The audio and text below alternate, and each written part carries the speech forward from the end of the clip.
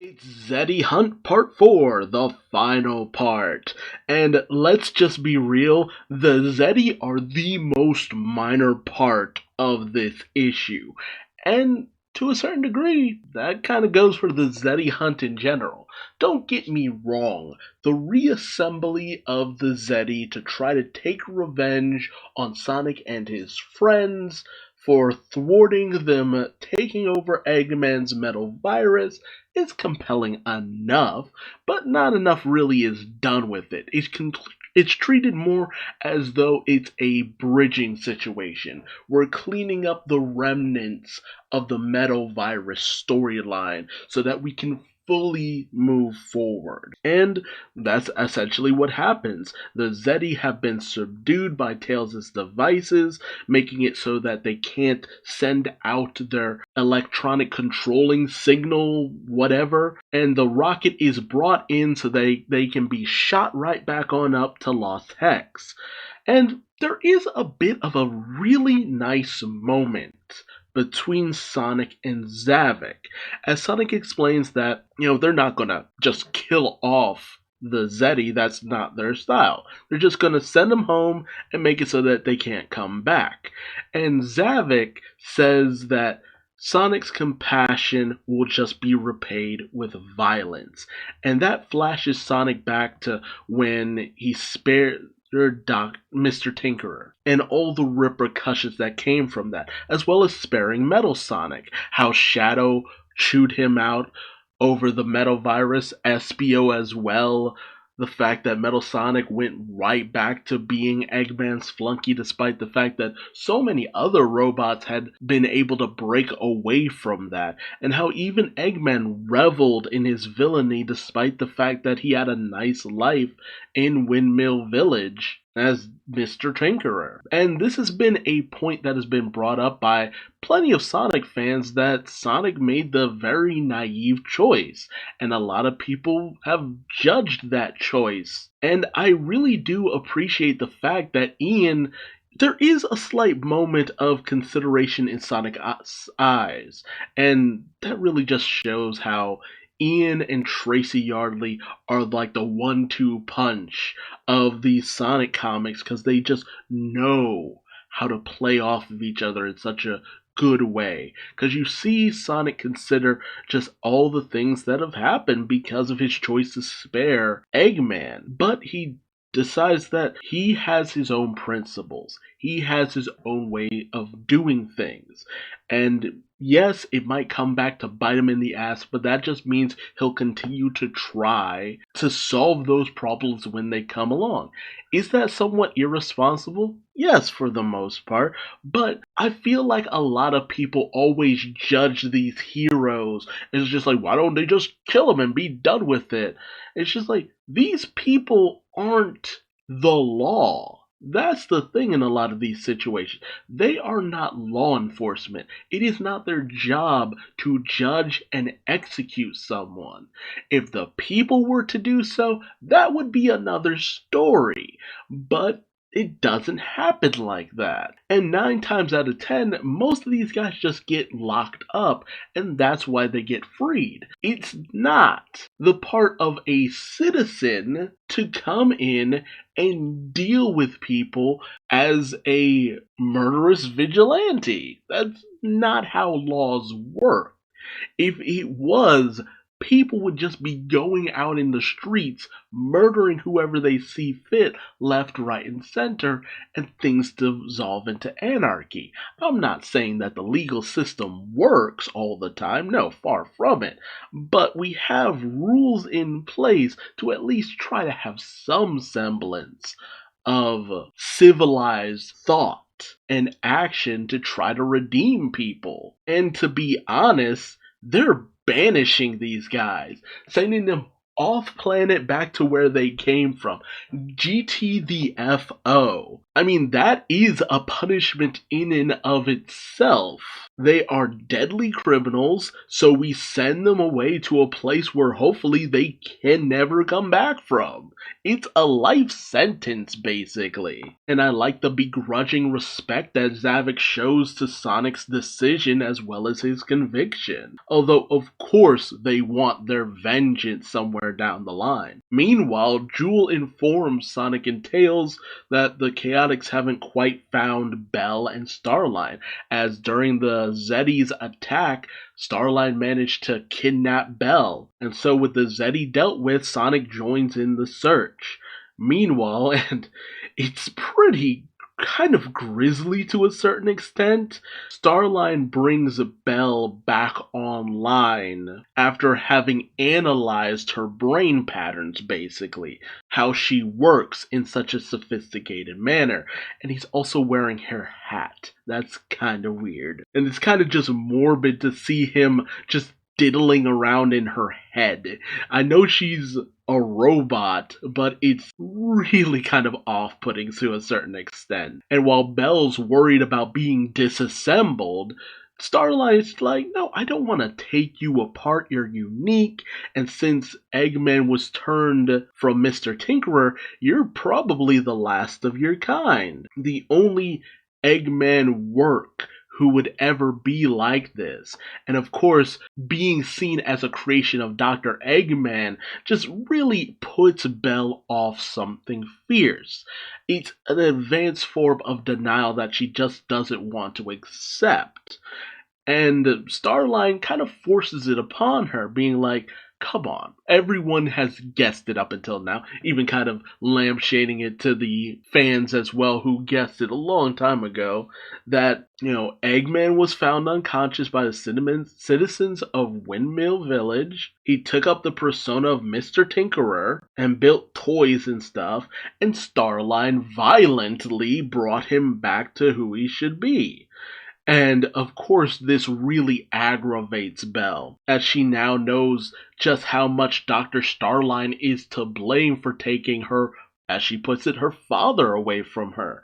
But unfortunately, a lot of this plays into what Starline wants. He wants her to be emotional, to have these feelings, because he wants to analyze it, to get the data from it, to see how extensive her operating systems can actually get. As ultimately Belle does recount that she was created by Mr. Tinkerer, that they had created toys and stuff for children. She was even introduced to the villagers who actually accepted her over time, but then the whole metal virus situation happened, and after everything was said and done, they blamed Belle. Thought she was just an Eggman spy, that she was just as dangerous as he was. So eventually she left after they dismembered everything that Mr. Tinkerer had built for them. And so she ran into Sonic, and that was a wrap. But of course, Starline isn't listening to any of this. He's studying the data. He's getting the information and plans to apply it to them. See Imposter Syndrome Issue 1, scheduled November 10th. As this is all just playing into this long game that Starline has been playing in order to create essentially something akin to Shadow to a certain degree. These living entity, biomechanical to some degree. But Belle is actually freed by an invisible Espio as the Chaotix come in to take Starline down. So he smashes his terminal, having already had an uplink to his actual base, and as the Chaotix try to go in and capture him, he finesses around them. He's gotten really good at using that tricore in combat. And the escape game, he is really getting unnaturally great at it, as he manages to just speed right on up as the Chaotix try to follow. Although Vector, he knows where he's actually needed. As with everything that Belle had to kind of come to terms with, it really broke her in certain capacity. Something that can't quite be fixed by Tails. And Vector lets her know that she's got friends who are worried for her and are waiting for her. It's a very sweet moment that I'm glad they showed that from Vector, because Charmy's very impulsive, Espio's a little too eyes on the prize, but Vector, he always has the heart. And this is a fantastic job of showing it right here and now. And it's a very sad moment, a very sad and sobering moment, but one that was pretty obvious was something that Belle was just going to have to accept at one point. That she is a creation of Dr. Egg, that the Tinkerer probably is never coming back to any degree.